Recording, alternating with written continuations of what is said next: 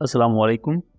Welcome to M रात। दोस्तों, दो अहम टॉपिक्स पर बात करने जा रहे हैं। पहला बात करेंगे कि आज़रबाईजान से 9 GF-17 थंडर एयरक्राफ्ट की पिक्चर निकलकर सामने आ रही है, जो कि पहली दफ़ा ये कंफर्मेशन है कि पाकिस्तान ने जो पहले 9 GF-17 थंडर्स हैं वो आज़रबाईजान को डिलीवर कर दिए हैं, और ये पहली अपने आप में ऐसी पिक्चर है। इससे पहले पाकिस्तानी एयरफोर्स के GF-17 थंडर्स पिछले माह आज़रबाईजान गए थे इंडस्ट्रियल अल्फा एक्सरसाइजेस कंडक्ट करने के लिए, और वही एक्सरसाइजेस होल्ड की गई। देन आज़रबाईजान का विक्ट्री डे परेड आया, और अब पहले पूरे बैच की एक वीडियो लीक हुई है जो कि सोशल मीडिया पर बहुत ज़्यादा वायरल हो रही है। दूसरा बात करेंगे कि यूएस की तरफ से रिसेंटली मल्टीपल कंट्रीज़ पर सैंक्शंस लगाई गई हैं। मल्टीपल कंट्रीज़ की बेसिकली डिफेंस कंपनीज हैं, और इन कंपनीज में इंडियन कंपनीज भी शामिल है। तो जिस इंडियन कंपनी पर सैंक्शन लगी है, तो इस सैंक्शन के बाद इंडिया के कुछ अपने मिसाइल प्रोग्राम्स को लेकर भी इश्यूज क्रिएट हो सकते हैं। इसको लेकर डिटेल से बात करते हैं। पहले टॉपिक की तरफ आ जाएं तो आज़रबाईजान के बारे में हम सब जानते हैं कि आज़रबाईजान GF-17 थंडर का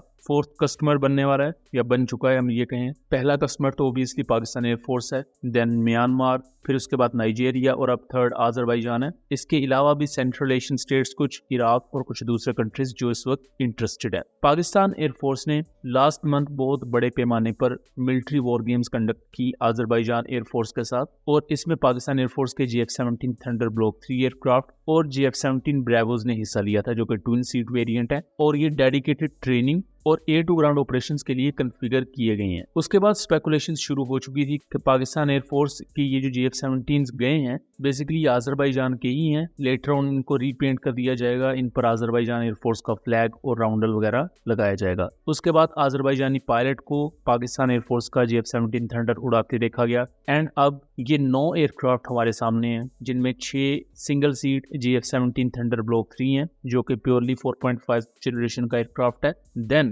यहाँ 3 GF-17 ब्रेवो वेरिएंट्स भी मौजूद हैं, जो कि ट्विन सीट वेरिएंट है। अब इससे आज़रबाईजान को एक प्रॉपर 4.5 जनरेशन का एयरक्राफ्ट भी मिल रहा है, उनकी वो रिक्वायरमेंट भी पूरी हो रही है। इसके साथ साथ उन्हें ब्रेवो वेरिएंट भी मिल रहा है, जो कि लिमिटेड इलेक्ट्रॉनिक वॉरफेयर रोल में यूज हो सकता है। Proper air to ground operations के लिए इसको कॉन्फ़िगर किया गया है, क्योंकि इसमें डिवीजन ऑफ लेबर होती है, एक ही पायलट पर ज्यादा बोझ नहीं होता, और लीडिंग फाइट ट्रेनर तो ऑब्वियसली ये है ही। इसके साथ सबसे अहम क्वेश्चन ये है कि यहाँ पर आज़रबाईजान एयरफोर्स को PL-15 मिल रहे हैं या नहीं, इसको लेकर कोई कंफर्मेशन नहीं है अभी तक की। जो आज़रबाईजानी एयरफोर्स की स्ट्रेटजी है, और जितना मैंने इसके बारे में रिसर्च किया है, वो यही है कि आज़रबाईजान शायद PL-15 नहीं लेगा, अगर लेगा भी तो लिमिटेड नंबर्स में लेगा, क्योंकि ज्यादा आज़रबाईजान ये चाहता है कि जो Turkish air to air weapons हैं उनको इंटीग्रेट किया जाए GF-17 थंडर्स पर, क्योंकि ऑलरेडी कुछ टर्किश सब सिस्टम्स GF-17 के साथ इंटीग्रेटेड है, तो यहाँ इंटीग्रेशन का इशू नहीं है। थंडर्स को बेसिकली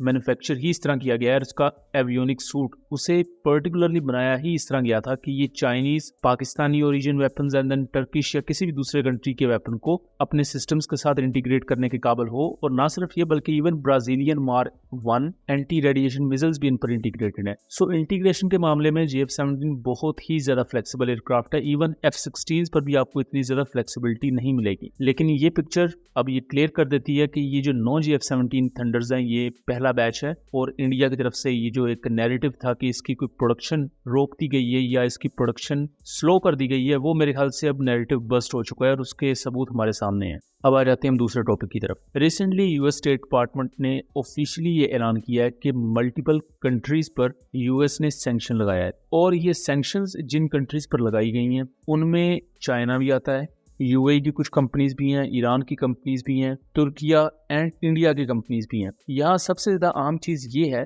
कि इन कंट्रीज़ पर इल्ज़ाम ये है कि इन्होंने बैलिस्टिक मिसाइल से रिलेटेड मुख्तलिफ टेक्नोलॉजीज़ और इवन ड्रोन टेक्नोलॉजीज़ उनको इलीगली ट्रेड करने की कोशिश की है, या उसकी इलीगल ट्रेड में ये पहले से शामिल थी कंट्रीज़, और इस वजह से US ने सैंक्शंस लगाई हैं। हमारा ज़ाती इसके बारे में नुक्ता नज़र ये है कि सैंक्शन किसी पर भी लगे उसका एक प्रॉपर मैकेनिज्म होना चाहिए। अमेरिका अपने ही बिहाफ पर किसी पर भी सैंक्शन लगाए, चाहे इंडिया पर भी लगाए, तो वो भी गलत है। इसका एक प्रॉपर मैकेनिज्म होना चाहिए जिससे United Nations of Organization oversee करे, और फिर फैसला किया जाए कि किस मुल्क ने अगर वायलेशन की है तो उस पर आप पाबंदियां लगाएं। लेकिन माजी में हमने देखा है कि अमेरिका का जिस पर दिल करता है वो पाबंदियां लगा देता है। यहाँ इंडिया की एक कंपनी है जिसको बहुत ज्यादा हाईलाइट किया जा रहा है, वैसे इसके अलावा और भी कुछ कंपनीज हैं, लेकिन फार्मलैंड प्राइवेट लिमिटेड नाम से कंपनी जिसका मेन ऑफिस चंडीगढ़ में है, ये सोडियम क्लोरेट को और मुख्तलिफ दूसरे इंपॉर्टेंट केमिकल्स को लेकर ट्रेड करते हैं जो कि बैलिस्टिक मिसाइल प्रोपेलेंट के इंग्रेडिएंट्स में से आते हैं। अगर ये ना हो तो जो बैलिस्टिक मिसाइल के लिए प्रॉपर सॉलिड फ्यूल या लिक्विड फ्यूल तैयार होता है